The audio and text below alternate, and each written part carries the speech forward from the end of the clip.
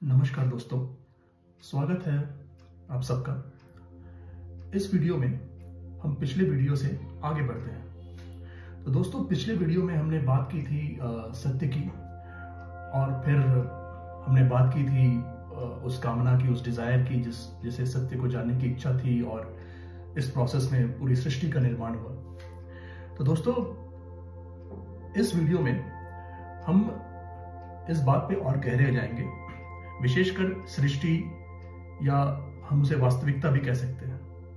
तो दोस्तों, क्या है वास्तविकता?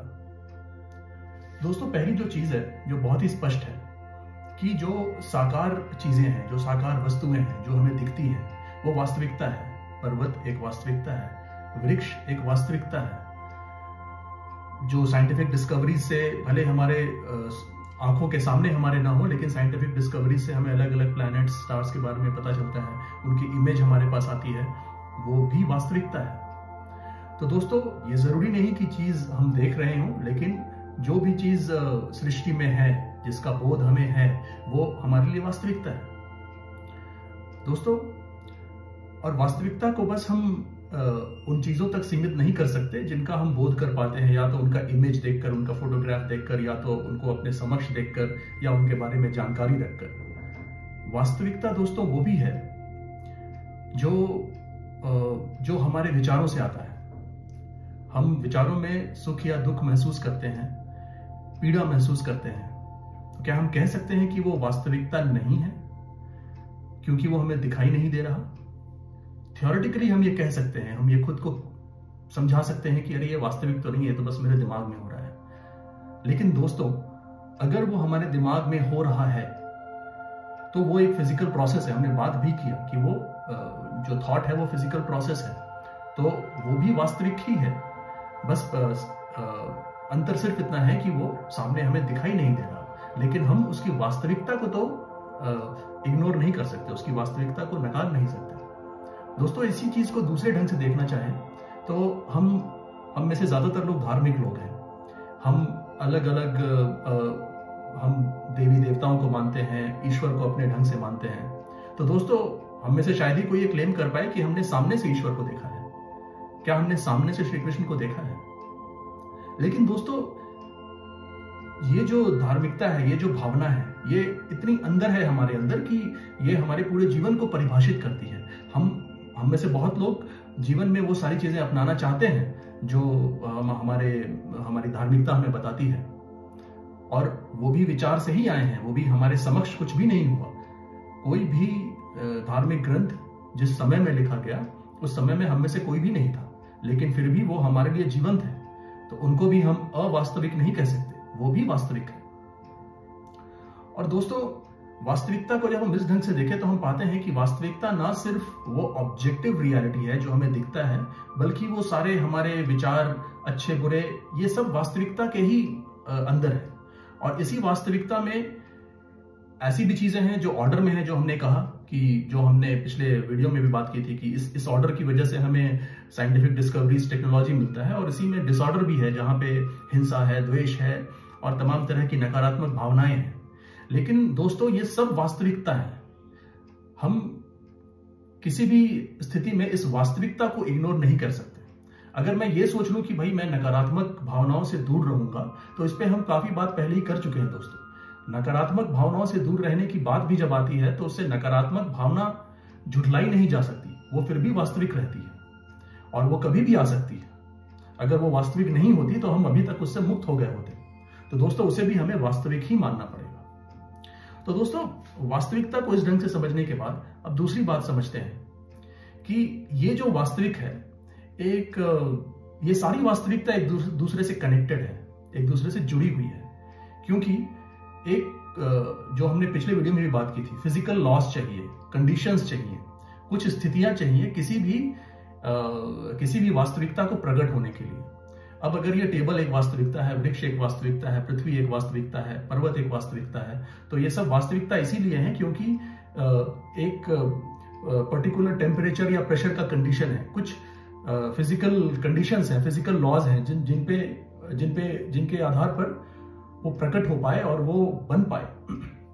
तो ये फिजिकल कंडीशंस और या ये जो अगर मैं बहुत ही सिंपल सा उदाहरण लूं कि इस शरीर को मेंटेन रखने के लिए सर्टेन टेम्परेचर होना चाहिए, सर्टेन प्रेशर होना चाहिए, कुछ और फिजिकल कंडीशंस होने चाहिए। अगर टेम्परेचर बहुत ज्यादा हो गया, हजारों लाख डिग्री सेल्सियस चला गया, तो हमें पता है कि ये शरीर नहीं रह सकता, और बहुत सारी चीजें जो हमें दिखती है वो नहीं रह सकती। तो अब जब ये शरीर है तभी तो इस शरीर से हम ऑब्जर्व करेंगे या अनुभव करेंगे जो भी वास्तविकता है उसको।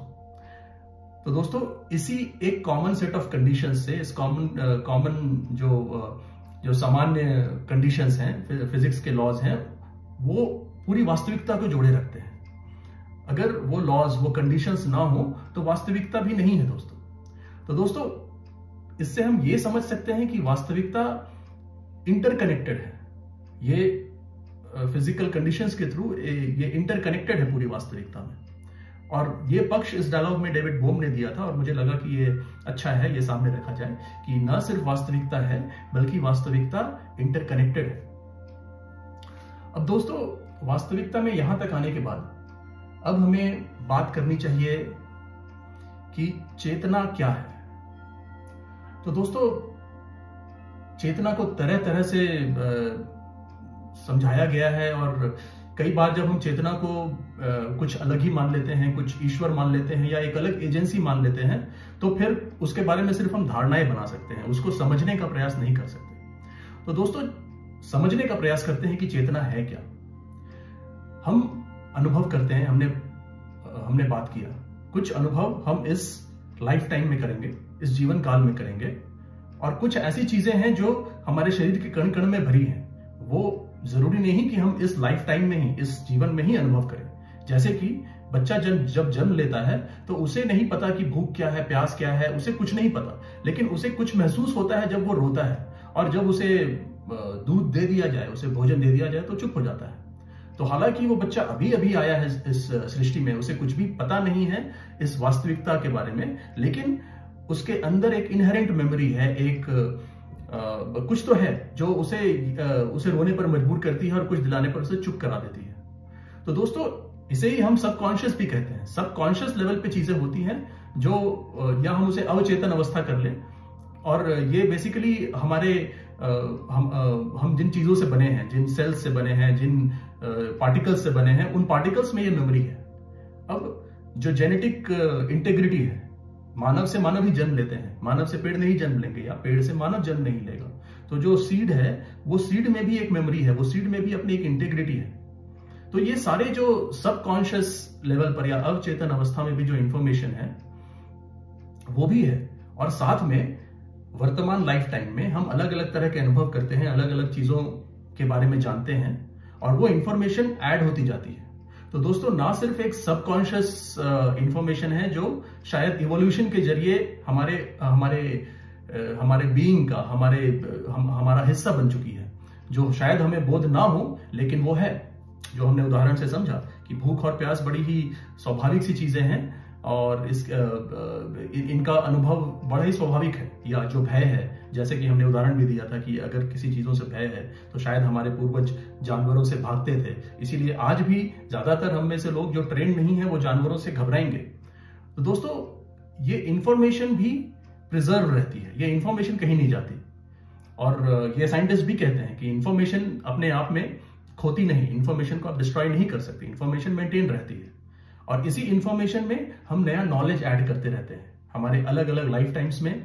तो इसमें दोस्तों मैं कोई पुनर्जन्म की बात नहीं कर रहा हूं, लेकिन जो प्रकृति का रिसाइकल है, ये तो क्लियर है कि मानव सभ्यता हजारों सालों से है, और हजारों सालों से उसने अलग अलग इंफॉर्मेशन, अलग अलग नॉलेज प्राप्त किया है, और ये नॉलेज इस पूरे इंफॉर्मेशन को एनरिच कर रही है।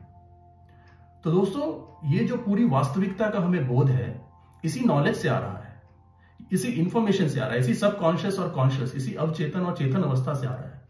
तो दोस्तों क्या इस पूरी वास्तविकता को ही हम, इस पूरी वास्तविकता का जो कंटेंट है, ये जो पूरी वास्तविकता में जो भी चीजें हैं, जो भी अनुभव हैं, जो कुछ भी है, क्या हम वही सब को चेतना नहीं कह सकते?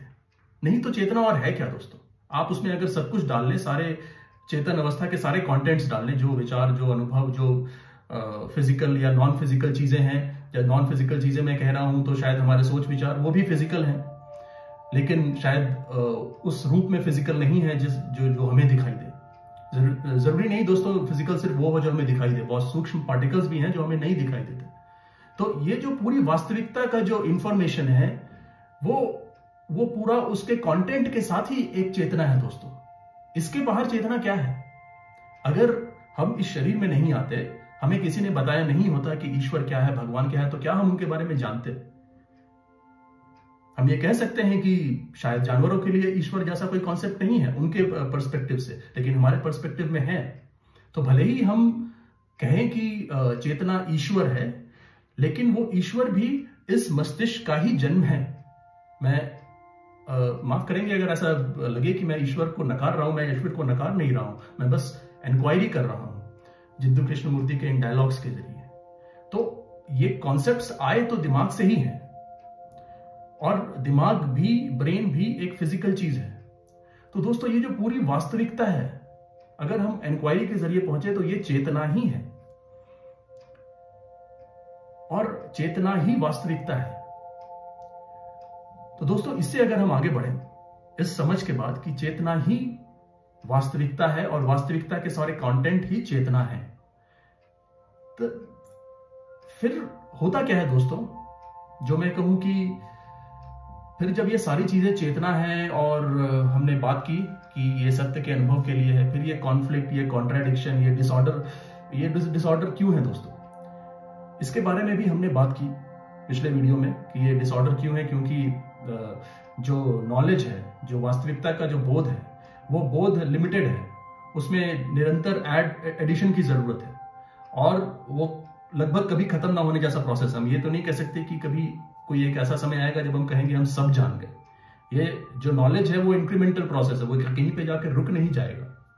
तो क्योंकि ये लगातार की दौड़ है, ये दौड़ बनी रहती है, और चेतना एनरिच होती रहती है, चेतना का कंटेंट एनरिच होता रहता है, उसमें नई नई चीजें आती रहती है।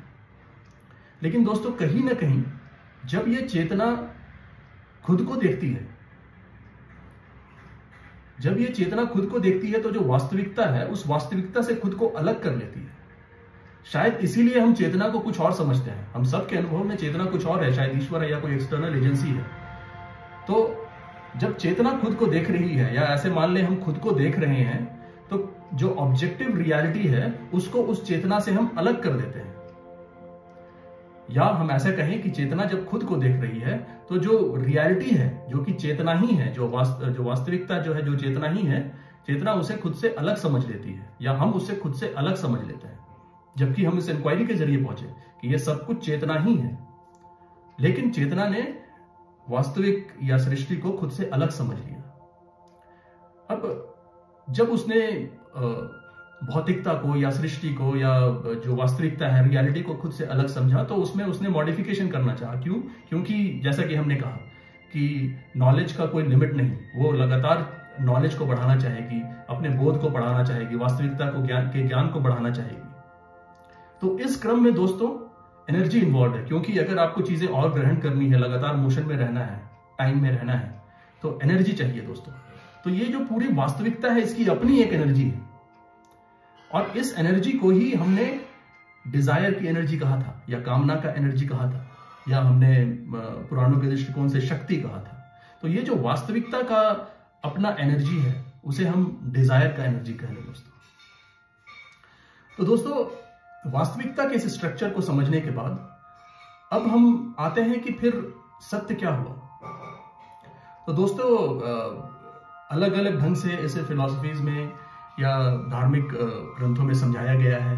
हमें ये वास्तविकता या ये भौतिक जगत माया बताया गया भगवद गीता में, और कहा गया कि माया से अलग रहो तो वो सत्य है, माया को माया समझो तो वो सत्य है। वेदांत साक्षी की बात करते हैं, साक्ष्य की बात करते हैं कि आप ये बात समझ लें कि आप भौतिक नहीं हैं, आप शरीर या मन नहीं हैं, और उसके बाद दृष्टा बने। उसके बाद, और यही बात पहले वीडियो में भी थी, जो जेके की बातों में बहुत खुलकर आती है कि बी एन ऑब्जर्वर। तो जब ऑब्जर्वर की बात करते हैं तो उसमें वो फिजिकलिटी नहीं होती। हम कहते हैं कि हम शरीर नहीं है, मन नहीं है, तो हम उस फिजिकलिटी से, उस वास्तविकता से खुद को अलग करके देखते हैं, तब वो दृष्टा होता है। तो वेदांत ये कहते हैं। लेकिन दोस्तों, अगर हम इन चीजों को एक एक्शन की तरह लें, जैसे कि अगर हम ये लें कि नहीं, अब हमें ये मानना है कि जगत एक माया है, उसे हमें माया की तरह लेना है और फिर हमें सत्य मिलेगा, या हम साक्षी बन जाएं, फिर हमें सत्य की प्राप्ति होगी, तो दोस्तों फिर हम टाइम में ही चले जाते हैं। तो सत्य कोई ऐसी चीज नहीं है जिसे प्राप्त किया जा सके, ना सत्य कोई ऐसी चीज है जिसको ज्यादा से ज्यादा जानकर फिर प्राप्त किया जा सके, कि हम सारी वास्तविकता को जान लें और जानते रहें अनंत काल तक। तो वो टाइम का एंडलेस लूप है जो खत्म नहीं होगा, लेकिन वो कर करके हम सत्य तक नहीं पहुंचेंगे। ना किसी एक्शन से हम सत्य तक पहुंच सकते हैं। क्यों दोस्तों? क्योंकि एक्शन टाइम में होगा, नॉलेज का एक्वायरिंग, ज्ञान को बढ़ाना, ये भी टाइम में होगा। और सत्य तो हम मान ही चुके हैं कि सत्य समय की सीमा में तो नहीं बन सकता। तो दोस्तों वहां तक पहुंचा नहीं जा सकता, वहां तक पहुंचने का कोई रास्ता नहीं है। और जब ये बोध, ये ज्ञान हमारे लिए वास्तविकता बन जाए, और वास्तविकता ऐसी वैसी वास्तविकता नहीं, सबकॉन्शियस लेवल पे वो वास्तविकता हमारे लिए बन जाए। कोई हमारे पास आया, कोई महापुरुष हमारे पास आए, उन्होंने हमें यह समझाया कि आपका जो नॉलेज है उसको आप बढ़ाते जाएं, आपका जो बोध है उसे आप बढ़ाते जाएं, लेकिन आप सत्य तक नहीं पहुंचेंगे। आप देख पाए कि, या हम देख पाए उन महापुरुष की बातों से कि नॉलेज का, अनुभव का अपना स्ट्रक्चर फ्रैगमेंटरी है। वो चीजों को विभक्त कर खंड कर देखता है, और सारे खंडों को हम जोड़ भी लें तो भी हम सत्य तक नहीं पहुंचेंगे। तो दोस्तों सिर्फ ये रियलाइजेशन, या सिर्फ इस चीज को वास्तविकता में ले आना कि सत्य तक नहीं पहुंचा जा सकता, कुछ भी करके नहीं पहुंचा जा सकता, अगर ये हमारी सबकॉन्शियस में आ गया, जैसे भूख और प्यास है, तो क्या दोस्तों वही सत्य नहीं? तो दोस्तों जेके अपने इस डायलॉग में यही कम्युनिकेट करना चाहते हैं कि ऐसा कोई एक्शन नहीं जो आपको सत्य तक ले जाए, ऐसा कोई कर्म नहीं जो आपको सत्य तक ले जाए। जो भी आप कर्म करेंगे वो वास्तविकता में होगा, लेकिन ऐसा नहीं कि वो आपको सत्य तक ले जाएगा। सत्य या ट्रूथ सिर्फ इस बात का बोध है कि वहां तक नहीं पहुंचा जा सकता, और ये बोध हमारे थॉट में नहीं, ये बोध अगर हमारे थॉट में है तो फिर वो फिजिकल है, वो हमारी वास्तविकता में है, हमारी चेतना में है, हमारे सबकॉन्शियस में है। तो जब चेतना इस बात से एनरिच हो जाए कि हम इस लिमिटेड इंफॉर्मेशन से सत्य तक नहीं पहुंच पाए, तो वही सत्य है। और इस डायलॉग में जेके ने यही बात समझाना चाहा। तो दोस्तों ये फिर से मैं कहूंगा कि मैंने जैसे ग्रहण किया, मैंने अपने ढंग से इसको स्पष्ट करना चाहा, जितनी तार्किकता इसमें डाल सकते हैं डाली।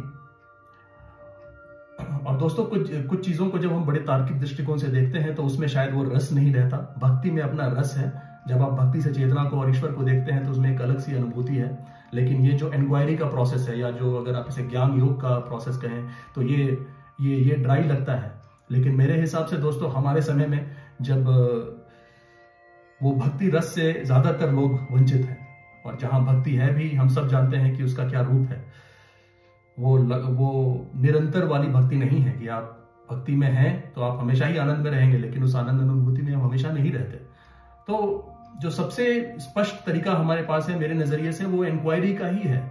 और इंक्वायरी हम विज्ञान के जरिए कर सकते हैं, इंक्वायरी हम खुद के सोच को यूज करके कर सकते हैं। और यही इंक्वायरी की जर्नी है जिसमें जेके के डायलॉग्स बड़े सहायक हैं।